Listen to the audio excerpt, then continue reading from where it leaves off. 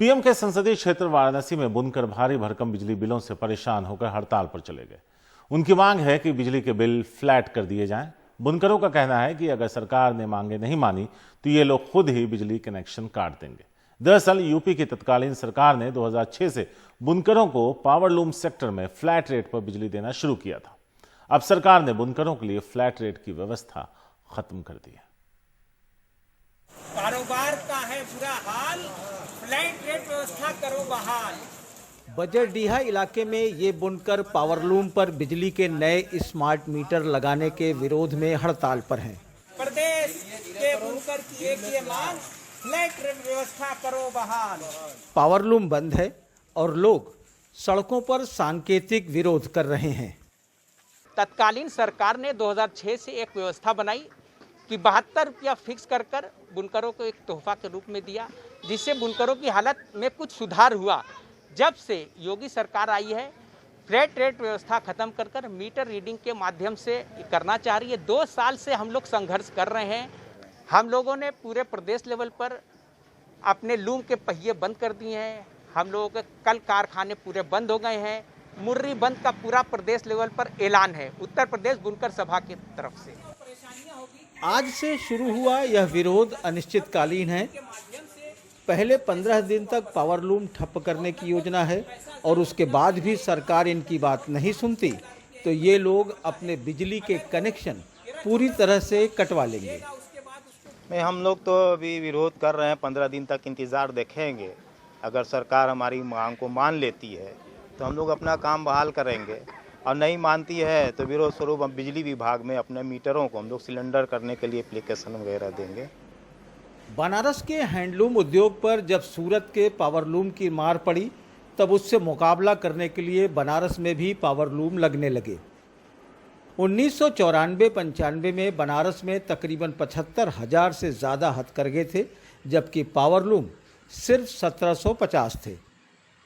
लेकिन आज हथकरघे 50,000 से भी कम रह गए हैं, जबकि पावरलूम 3 से 4 लाख हो गए हैं। इन पर बिजली की ज़्यादा मार होती है। तब 2006 की तत्कालीन सरकार ने 72 रुपये प्रति पावरलूम बिजली का बिल फिक्स कर दिया। तब से वही व्यवस्था लागू थी, लेकिन योगी सरकार ने स्मार्ट मीटर लगा दिया है, जिससे इनका बिल 1500 से 1600 आएगा। यही हम चाहते हैं कि जो हमारी पुरानी बिल आती थी वही हमारी बिल आए, क्योंकि सरकार ने दलित का मदद करते हैं, विधवों का मदद करते हैं और यतीमों का मदद करते हैं। तो हमारी वही जो बिल आ रही है, अगर वही हमारी मदद कर दें तो उनका हम बहुत बड़ा शुक्रिया अदा करेंगे, उनको थैंक्स बोलेंगे कि जितनी हमारी बिल आती थी 2006 में जो हमारे सरकार ने पास की थी उस वक्त की सरकार ने, और उतनी ही बिल अगर हम लोगों की आए तो थोड़ी सी हम लोगों को सांस लेने की मोहलत मिलेगी, थोड़ी ताकत मिलेगी।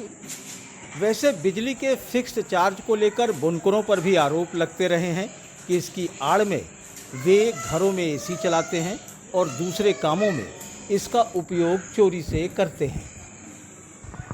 ये सरासर गलत है। जब 2 साल पहले हम लोग अपर प्रमुख सचिव रमारमण जी से मिलने के लिए प्रदेश का बुनकर गया था, तो अपनी बातों को स्पष्ट रूप से कहा कि बुनकरों के नाम पर दूसरे उसका फ़ायदा उठा रहे हैं और बदनाम बुनकरों को किया जा रहा है। प्रदेश के कई ऐसे ज़िले भी हैं जहां पर बुनकर कम है मगर कार्ड उससे दुगना तिगुना है। ये बात कई लोगों ने अधिकारियों के रूप में स्वीकार भी किए हैं। ये सिर्फ और सिर्फ बुनकरों को बदनाम करने की एक साजिश है। बनारसी साड़ी उद्योग से सीधे तौर पर 2 लाख परिवार जुड़े हैं। फिलहाल बनारसी साड़ी उद्योग मंदी के दौर से गुजर रहा है। अब लॉकडाउन ने बुनकरों को बर्बादी के कगार पर ला दिया है। ऐसे में कई बुनकर जो साड़ी के धंधे से हटकर सब्जी की दुकान, चाय या फिर दूसरे रोजगार से जुड़ गए हैं। जो बचे थे अब उन्हें बिजली का झटका जोर का लगा है। बुनकरों के उलझे ताने बाने की कई कहानी आपने सुनी होगी। इस ताने बाने को सुलझाने के लिए सरकार ने कई बार मदद की, ये भी आपने जाना होगा। लेकिन इन दिनों बुनकरों को जोर का झटका बिजली का लगा है। लिहाजा उन्होंने सरकार तक अपनी कान पहुंचाने के लिए इस बार अपने लूम का पहिया जाम किया है।